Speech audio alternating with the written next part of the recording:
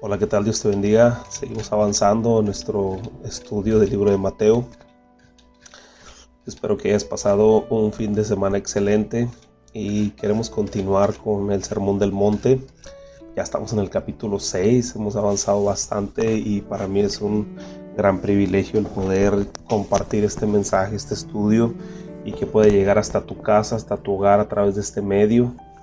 Damos gracias a Dios por la oportunidad que nos da de que a través de este medio podemos conectarnos contigo y podemos seguir haciendo iglesia y aún más que eso, podemos seguir desmenuzando su palabra verso por verso, comprendiendo el contexto histórico, el contexto literario y la perspectiva desde la que la miró Mateo, siendo que Mateo, como te comenté desde el principio, a las personas a las cuales él se dirigió fueron a los judíos que tenían su tradición muy arraigada, su tradición muy ligada a ellos, a su corazón, y que menciona muchas profecías del Antiguo Testamento, dado que su interés era que todos los judíos que se habían convertido a Jesús entendieran y reconocieran que Jesús es el Mesías prometido, el Mesías que había de venir, del que tanto hablaron los profetas. Y Jesús, en la mayoría de sus, o se puede decir en todas las sus enseñanzas que él dio, se dirigía al pueblo de Israel, porque dice su palabra que él no vino sino a la casa de Israel, ¿verdad? Llamar a la casa de Israel. Y pues de ahí nosotros salimos beneficiados a través de la expansión del reino. Nosotros los gentiles, el pueblo que no era pueblo, ahora podemos adorar al Señor, ¿verdad? Nosotros, cuando se menciona en la palabra de Dios los gentiles, nosotros somos los gentiles, y ahora gozamos de un gran privilegio y ahora podemos ser hijos de Dios, ¿verdad? Como dice Juan 1:12, a los suyos vino, mas los suyos no le recibieron, mas a todos los que le recibieron, estos los que creen en él, les dio potestad de ser llamados hijos de Dios. Así es que ahora somos hijos, y como hijos también somos coherederos, ¿verdad? Juntamente con Cristo, y reinaremos con él, y esa es nuestra esperanza, la resurrección en el tiempo postrero, y que vamos a poder llegar a ese reino milenial donde estaremos con él habitando y viviendo en tranquilidad. Bueno, es un poquito el resumen de lo que creemos nosotros, de lo que estamos esperando nosotros, y para eso, todo eso, el Señor nos enseña a través del Sermón del Monte a vivir con esa mentalidad del reino, a vivir con esta mentalidad de hijos de Dios, y saber, entender que todo se basa en las intenciones de nuestro corazón. Siempre evalúa, y es la forma de que tú le das entrada al Espíritu Santo de que te hable. Siempre evalúa cuáles son las intenciones por las cuales tú estás diciendo una palabra, tú estás haciendo una obra o una acción, estás dando un paso en tu vida. ¿Cuáles son las intenciones por las cuales estás haciendo, verdad? Como siempre nos decían de niños, no hagas cosas buenas que parezcan malas, ni cosas malas que parezcan buenas. Siempre tenemos que evaluar las intenciones de nuestro corazón, y el Sermón del Monte es una radiografía total de nuestras intenciones, de las intenciones de nuestro corazón. Si tú te riges exactamente, que no es difícil, sí se puede, a diferencia de muchas cosas que quizás con la ley de Moisés era complicado seguir. El Sermón del Monte, lo que Jesús nos enseña, es totalmente aplicable inmediatamente a nuestra vida, y lo podemos aplicar, podemos caminar conforme a lo que se enseña, y créeme que te va a hacer una mejor persona.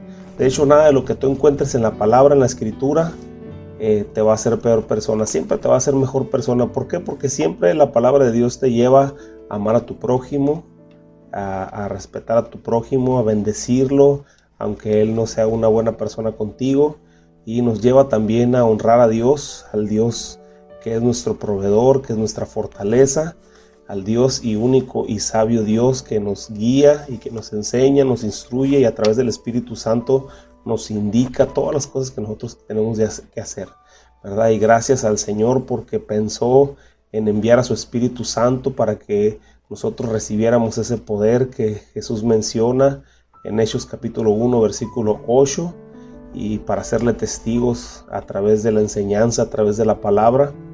y que nos dejó el Espíritu Santo para que nos redarguya de pecado cuando estemos haciendo las cosas mal, que el Espíritu Santo nos pique las costillas para que nosotros entendamos que no es el camino correcto por el cual el Señor quiere que nosotros andemos.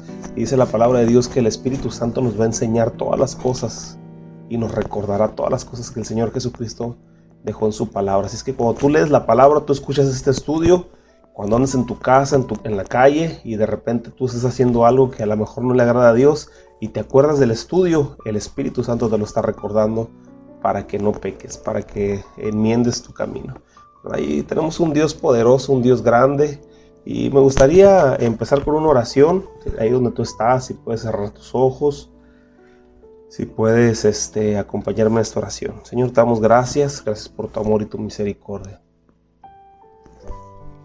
Nos ponemos en tus manos en esta mañana, clamamos a ti por tu favor, clamamos a ti, Señor, porque esta semilla pueda quedar sembrada en el corazón de cada uno de mis hermanos y dar fruto al 100%, Señor.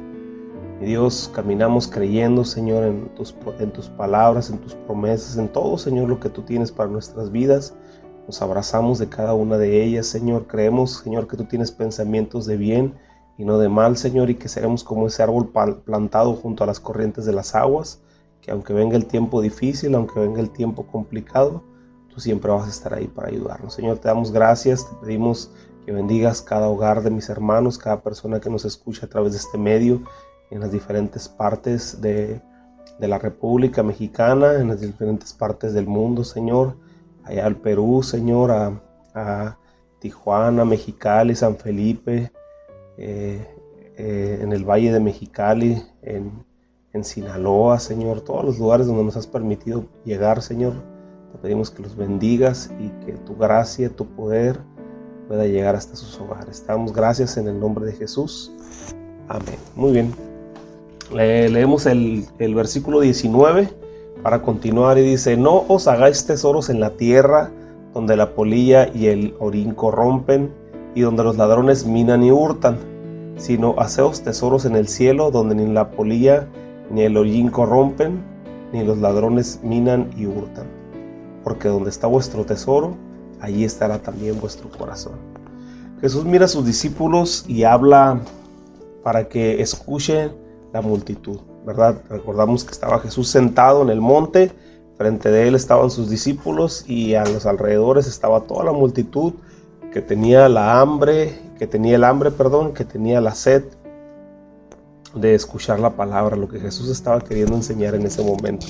Entonces aquí solo me gustaría aclarar con respecto a esta porción de la palabra, porque muchas veces se tergiversa la información y pues se cree que Dios está en contra de la prosperidad. De hecho, tenemos que entender que Dios es un Dios que siempre está pensando en nuestra prosperidad. ¿Por qué? Porque podemos ver a un Abraham, un hombre multimillonario, se puede decir en sus tiempos, un hombre con muchos animales, muchas tierras, muchas personas que eran, por así decir, sus siervos que él tenía.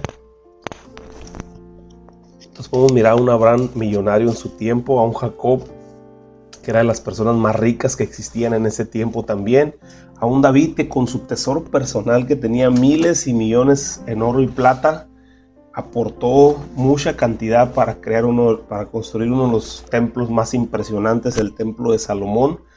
Así es que David sacó de su tesoro personal, dice la palabra, de sus riquezas para poder darle a su hijo para que construyera el templo. No solamente las riquezas que correspondían al reino, porque él era rey y obviamente había un arca donde estaba guardado todas las riquezas del pueblo, donde el pueblo tenía guardado las riquezas que habían ganado en batalla, que habían ganado a través de las expediciones, las conquistas. Pero David tenía un tesoro personal, algo que él había tenido como un pago de su trabajo en los años que fue rey, y dice que eran miles y millones en oro y plata, y él todo lo donó de su tesoro personal, la mayoría, para la construcción del templo. Entonces estamos hablando de gente muy rica, muy pudiente, gente que no tenía necesidad económica. Entonces estamos hablando de un Dios que prospera, un Dios que bendice, un Dios que nos provee, ¿verdad? Para que no nos falte nada en la vida. Entonces no estamos en contra de que Dios te pueda prosperar. Al contrario, nosotros creemos que Dios nos va a prosperar y que Dios nos va a bendecir y que Dios nos va a proveer de todas nuestras necesidades. Pero cuando Jesús hace la observación a los que pretenden ser sus fieles seguidores, es porque Él está interesado en que su centro principal nunca sea el alcanzar las riquezas. Porque ¿acaso no hacen lo mismo los que no son sus discípulos o las personas del mundo, las personas que no caminan con Él? No hacen eso de seguir las riquezas.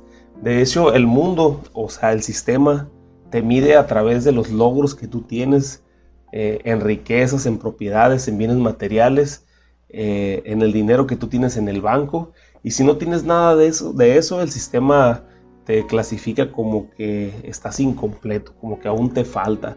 De hecho, en su mayoría, muchas de las frustraciones de los jóvenes, de los adolescentes, de los adultos maduros, es que quizás nunca lograron tener una propiedad, una casa, carros o dinero en el banco, como muchos lo lograron en su vida. Entonces el mundo te cataloga con respecto a lo que tienes, ¿verdad? Entre más tienes, pues estás más realizado. Entre menos tienes, menos realizado estás, ¿verdad? Que aunque pues a veces miramos gente muy rica, con mucho dinero, ¿verdad?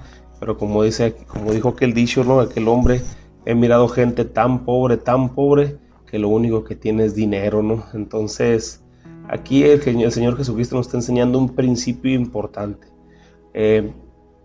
que es como se rige el reino. En el reino de los cielos no es así.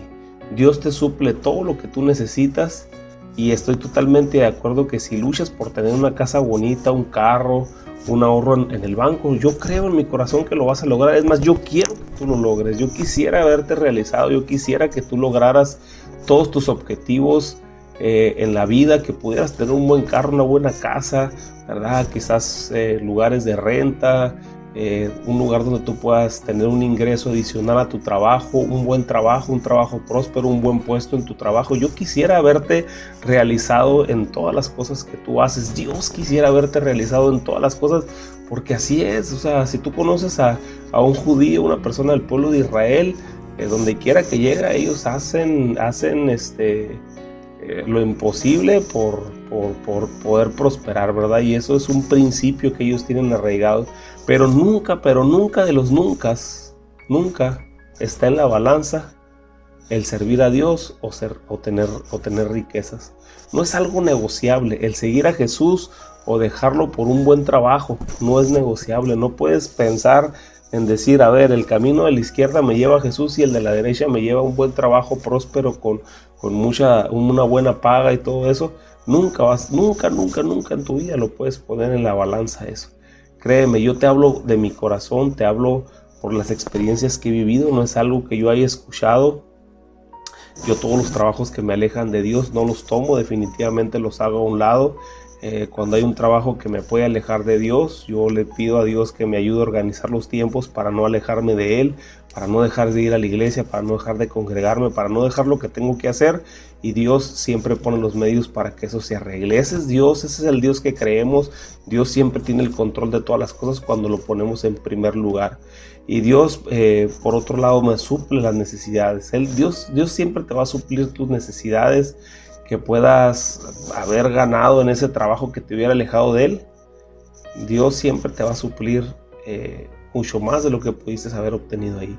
Entonces no vale la pena enfocarnos en las cosas materiales y hacer a un lado las cosas de Dios, porque nada nos vamos a poder llevar, ¿verdad? Como dice el dicho, desnudo llegamos, desnudo nos vamos, y la mejor inversión que podemos hacer es en el reino, porque allá Dios paga mejor los intereses de nuestra inversión, y obviamente no lo hacemos con la intención de recibir nada a cambio de lo que nosotros damos o de lo que nosotros ponemos nuestras riquezas en el reino.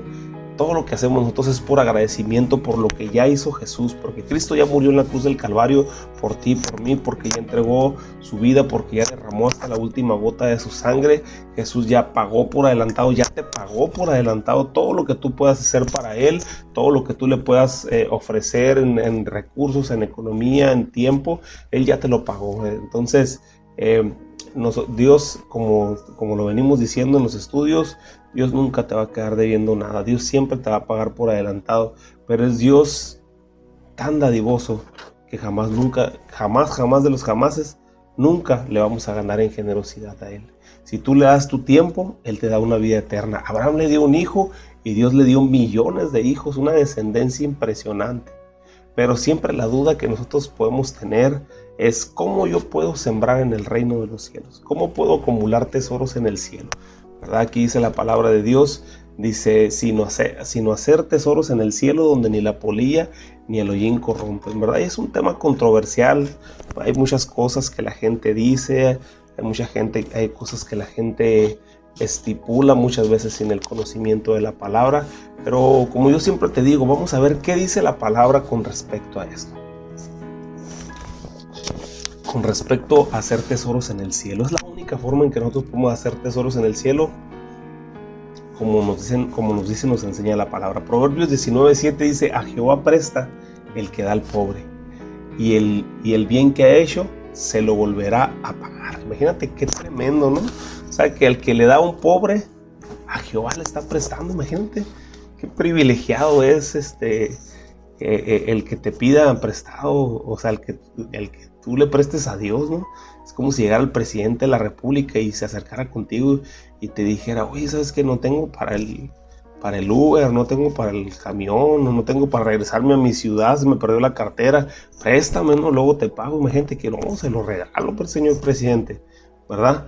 ¿Por qué? Porque sabes que es una autoridad. Ahora imagínate, estás delante de Dios, pero ese pobre es un representante de Dios, ¿verdad? Porque Él está poniendo a prueba nuestra sensibilidad, ¿verdad? Entonces dice al que a Jehová le presta, dice, a Jehová le presta el que da al pobre, y el bien que Él ha hecho, Él se lo devolverá, a pagar. Es una de las mejores formas de acumular nuestras riquezas en el cielo, es dando al pobre, porque estamos prestando a Dios. Mateo 25:34 dice, entonces el rey dirá a los de su derecha, venid benditos de mi Padre, heredad el reino preparado para ustedes desde la fundación del mundo, porque tuve hambre y me diste de comer, tuve sed y me diste de beber, fui forastero y me recogiste, estuve desnudo y me cubriste, enfermo y me visitaste, en la cárcel y viniste a mí.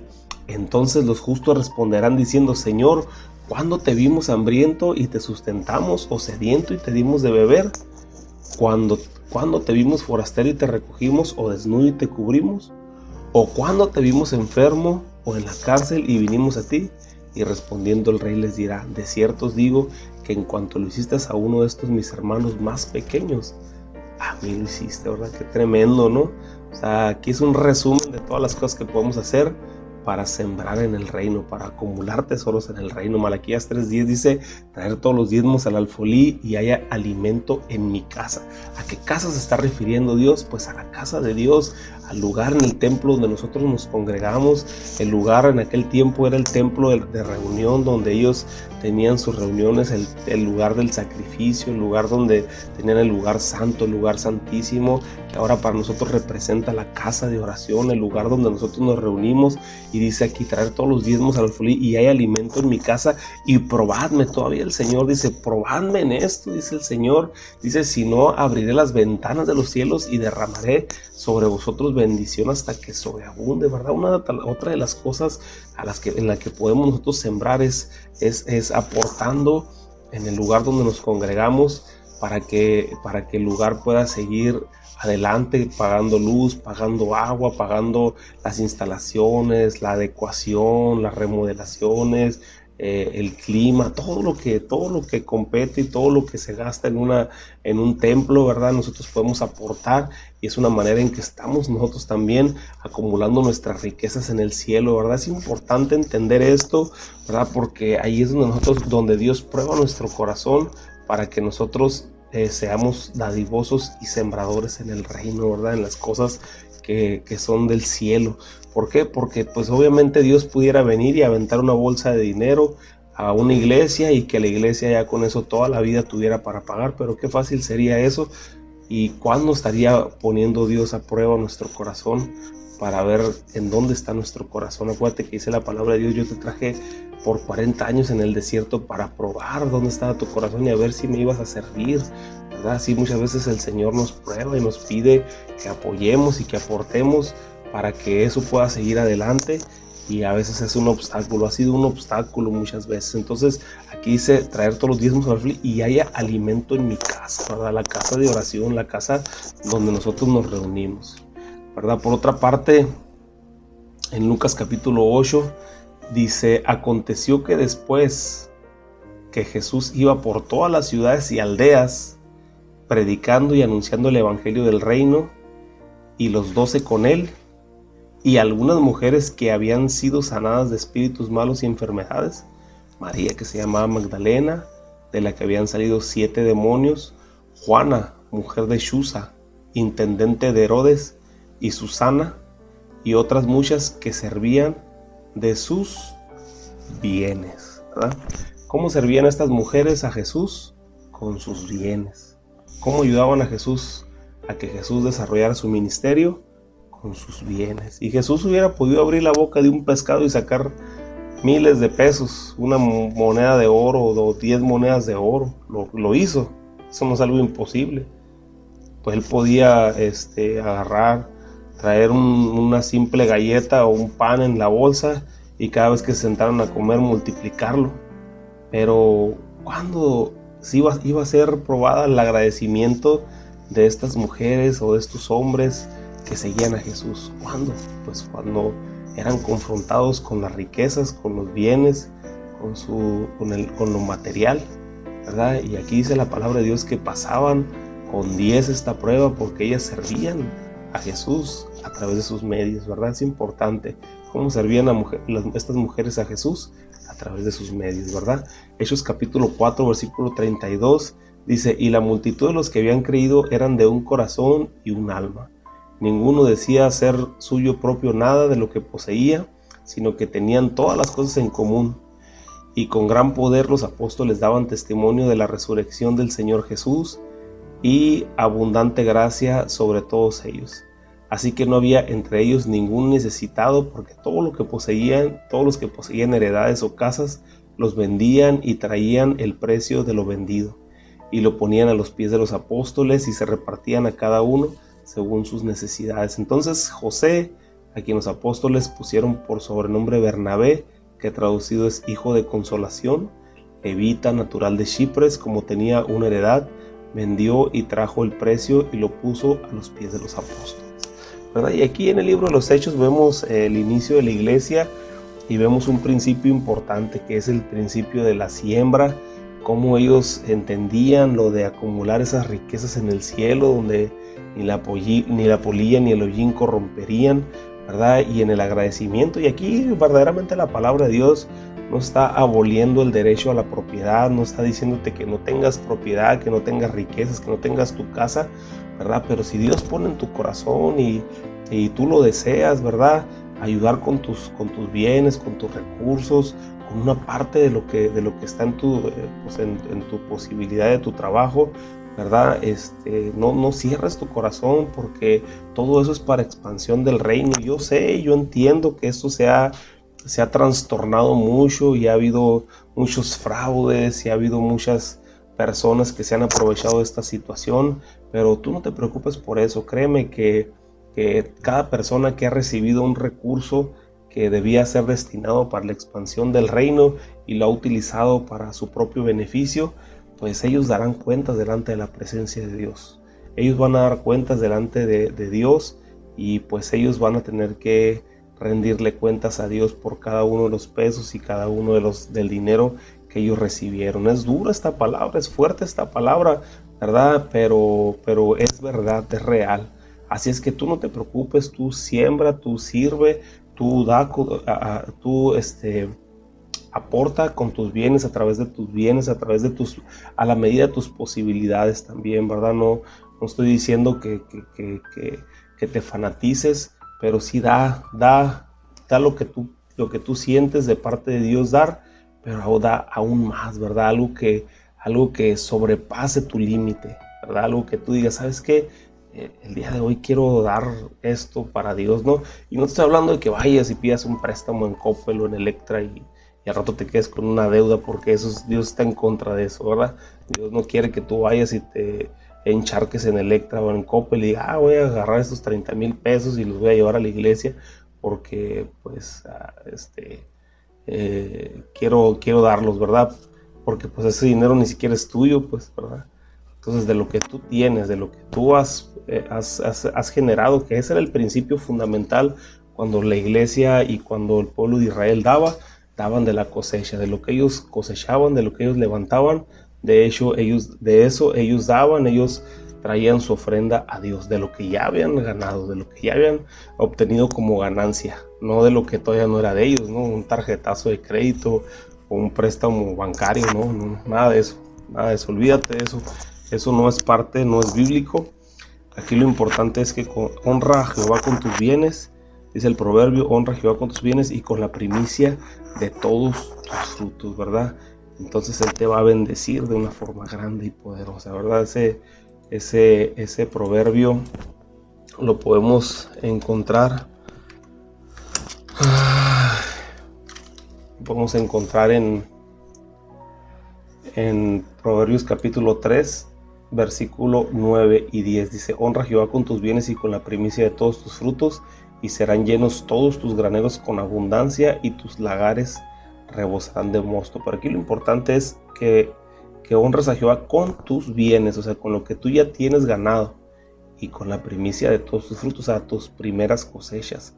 Que tu primer cosecha sea para Dios, que lo primero que tú obtengas de tu fruto de tu trabajo, una parte sea destinada para Dios. Sé que es un principio muy complicado para una cultura occidental como la que nosotros tenemos, donde pues es el pa' acá y entre más nosotros podamos acaparar es porque somos más inteligentes, ¿verdad? Pero aquí Dios enseña una cultura diferente y es a desprenderte para sembrar, para bendecir la obra también. Entonces aquí miramos un ejemplo, ¿verdad? En el libro de los Hechos, cómo las personas en su amor, en su pasión, en su agradecimiento hacían todo esto, ¿verdad?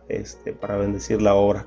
Y tú también puedes ser parte de bendecir la obra con lo que Dios ponga en tu corazón. Tú hazlo y Dios, pues verdaderamente, aunque no lo hacemos con ese objetivo, pero Dios te va a bendecir. Por algo el rey Salomón lo puso en su proverbio, ¿verdad? Serán llenos tus graneros y con abundancia, y tus lagares rebosarán de mosto, ¿verdad? Porque son principios del reino que son inquebrantables, ¿verdad? Son leyes del reino que son inquebrantables, ¿verdad? Son unas leyes, o sea, el principio de siembra y de cosecha, eso no lo vas a poder quitar. Si tú das, Dios siempre te bendice más. No lo hacemos con ese objetivo, lo repito, pero pues es una cualidad de Dios, ¿verdad?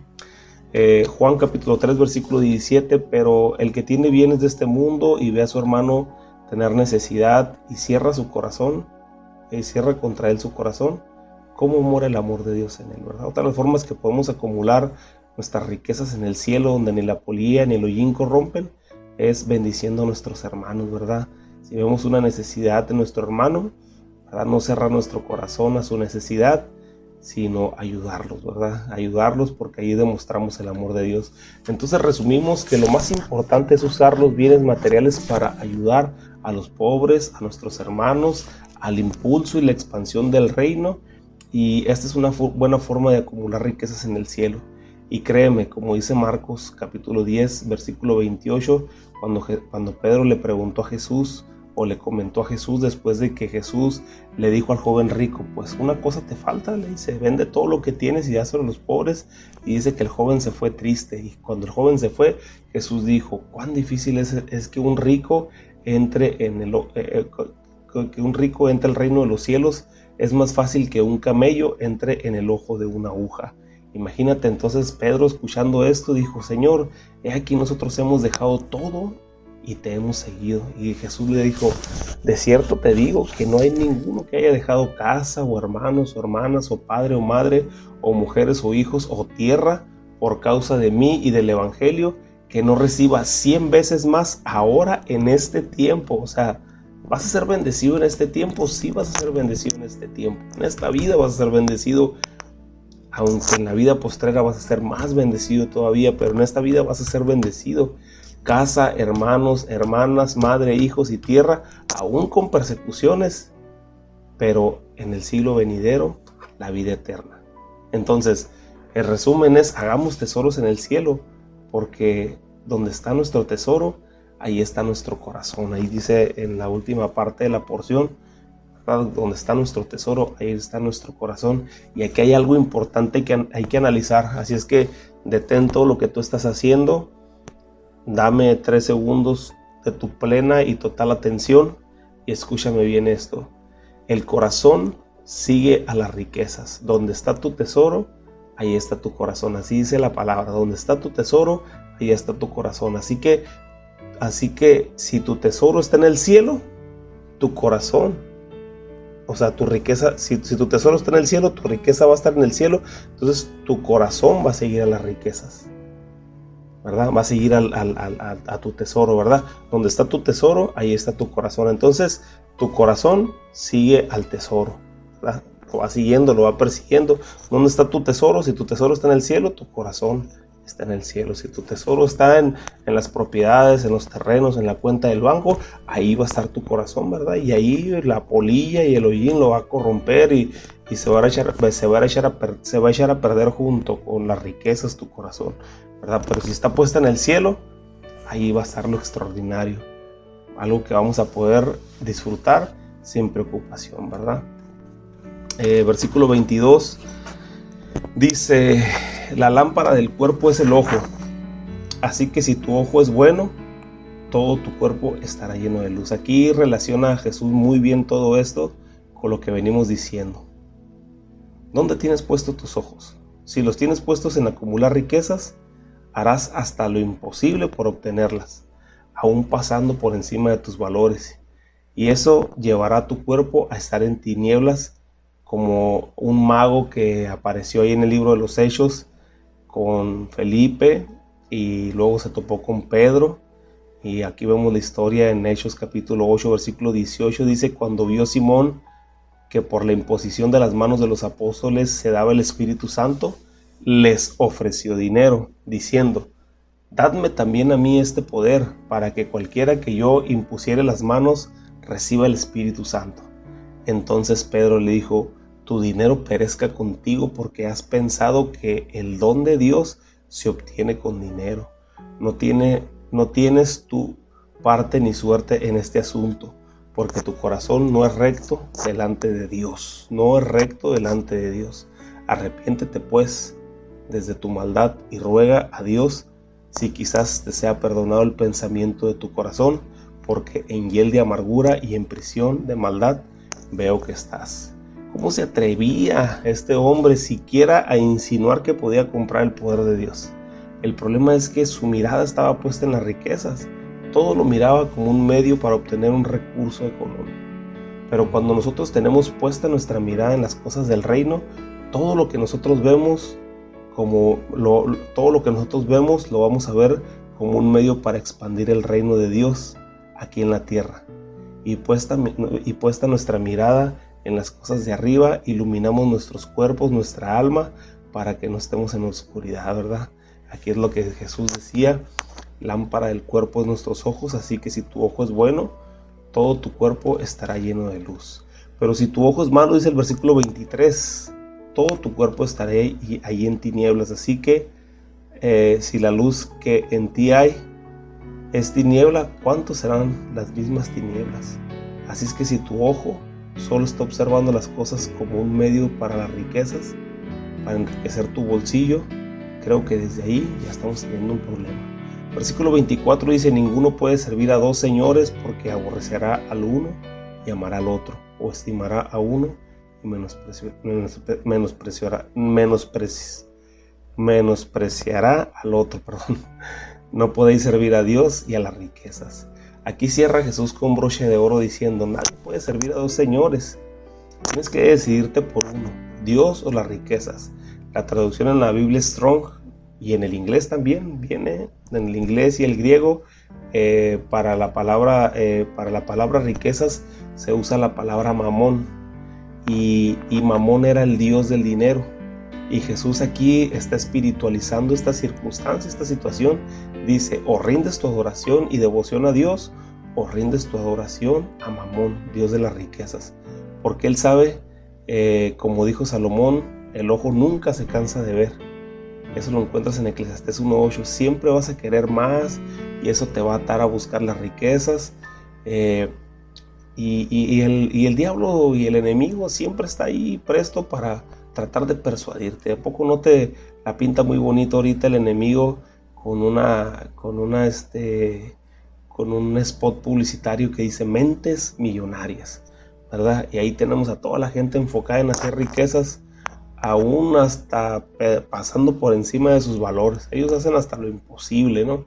Por obtener dinero, por obtener fama, por obtener recursos, ¿verdad? Dejando lo importante, que es la expansión del reino. Obviamente no tienen, quizás esas personas no tienen el principio del reino, ni la promesa, ni el deseo. Bueno, la promesa sí, porque todos tenemos la promesa que si nos acercamos al Señor, Él se acercará a nosotros también. Entonces, pero ellos no han tenido la iluminación que tú tienes a través del Espíritu Santo, ¿verdad? Donde lo más importante es trabajar por la expansión del reino, llevando a las personas a que conozcan a Jesús, y eso es lo que nosotros debemos de enfocar. Así es que aquí Jesús nos invita a que decidamos en confiar en Dios o confiar en las riquezas, en el Dios de las riquezas. Así es que te dejo con esto. Espero que este estudio del día de hoy haya sido bendición. Nos vemos el día de mañana. Que Dios te bendiga y te guarde.